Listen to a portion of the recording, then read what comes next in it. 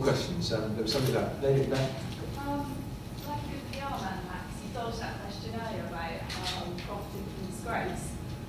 Do you ever feel guilty about profiting from things like Jane Goodall's death or Kerry James' breakdown? Where do you I'm guilty of that. Am I feeling guilty for? Do you feel guilty about profiting from Jane Goody's death or Kerry Toner breakdown? Well, no, in order to explain that, it's going to take me a long time. I didn't profit from Jane Goody's death. I did pay for her medical bills when the NHS let her down because she didn't have any money. When she came to me a year ago, she had nothing at all because she went back into Big Brother that she should never have done, and that was the end of that. So I was starting to rebuild her career, and when we found out about the problems, I introduced her to my doctor and paid for her to see my doctor. As to profiting from her death, I did make a lot of money for her children, of which I didn't take a penny.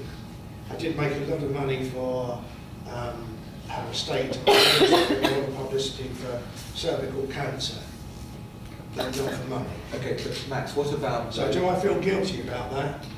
Not at all, very proud actually. Yeah.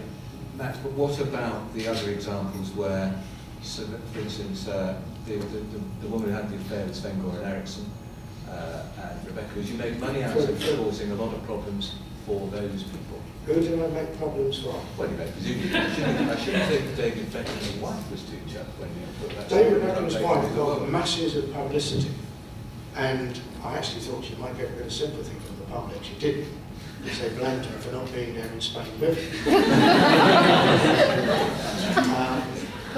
With regard to Sven-Göran Eriksson, I don't think it caused Sven too many problems. In fact, I think that possibly the fact that he was known as a kind of super stallion and all the rest of it didn't upset him too much.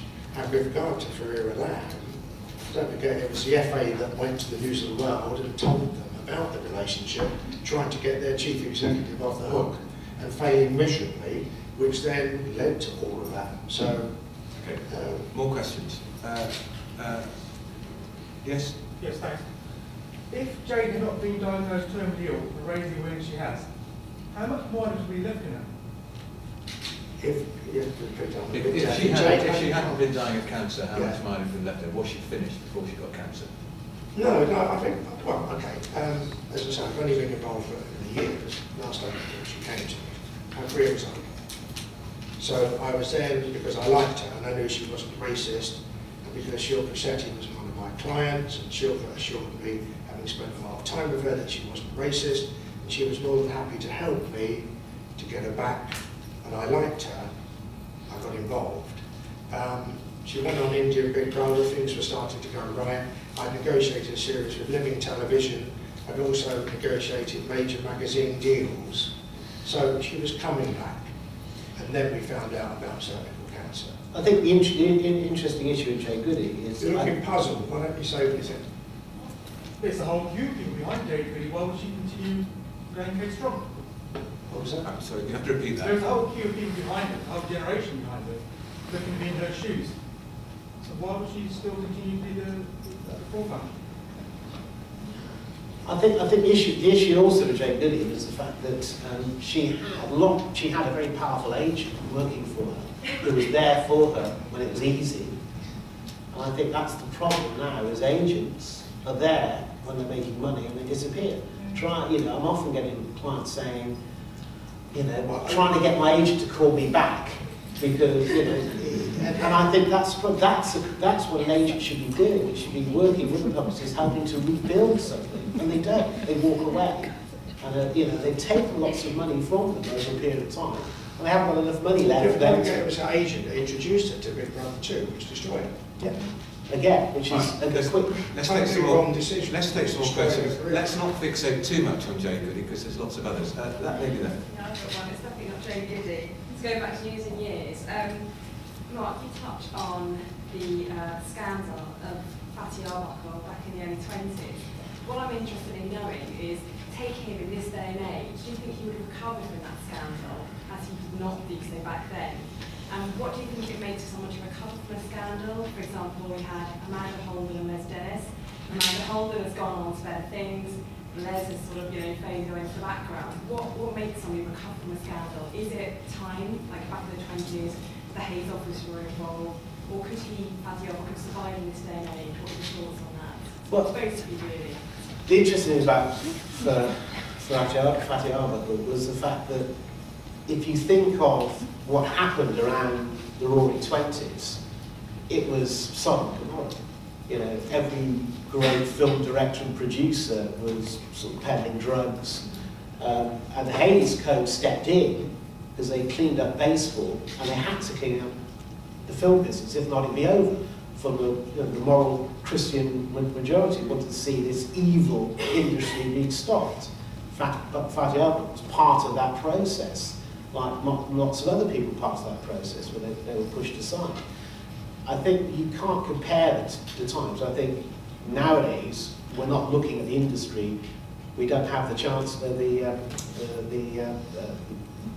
don't have the authoritarian sort of, how should we say, the censor stopping it. In fact, censorship is fantastic now. You get the censor on your back. The problem is now we have no censors for publicists to play around with.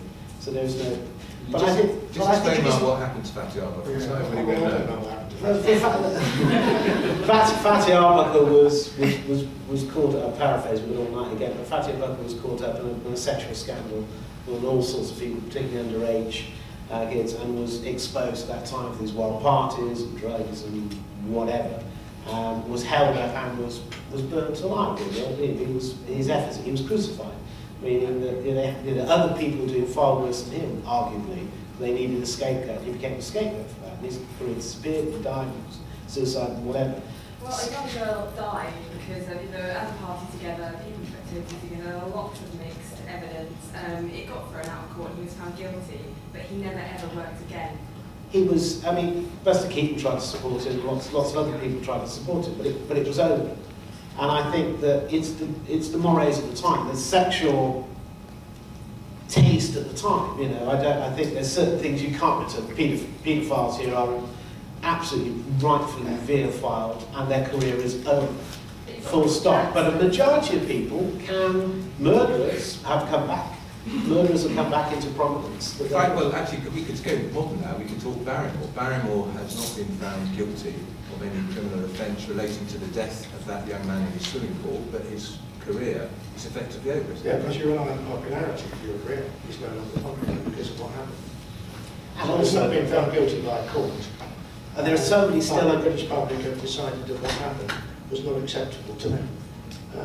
So if you like, that with stars or celebrities, but with stars, you've got two courts. You've got the public court and you've got the legal court. So they fight on two areas. I exposed Gary Glitter, and there was a career that went. Because when his daughter came to me and told me that he'd been abusing her for the age of 8, and that no journalist would listen to her, I was happy to take it on. But the bottom line with Barrymore is there's still unanswered questions. But he's never going to come back, is he? But you can never say never, but I wouldn't have thought so. Make a good politician. Right, more questions? Lady in the corner. With the drop of circulation figures for certain down-market magazines, where do you see the future in the next 5 years of the celebrity genre? For example, is there any more I need to know about Jordan's love life? Whose love life? Jordan. Yeah, well, the question is that Aston Kutcher, now on Twitter, has more followers than CNN. So, have you ever followed his Twitter stream? It's extraordinary. So, people want to know that minutiae. They're still digging into Britney Spears again, who's close on CNN. So, yeah, I think that the Britons, we're looked at around the world as we're obsessed with other people's, for example, sex lives. In most other countries, they'd rather do it and read about other people doing it. But in Britain, we'd rather read about other people doing it than do it ourselves. So it's a telegraph, certainly. Right, more questions?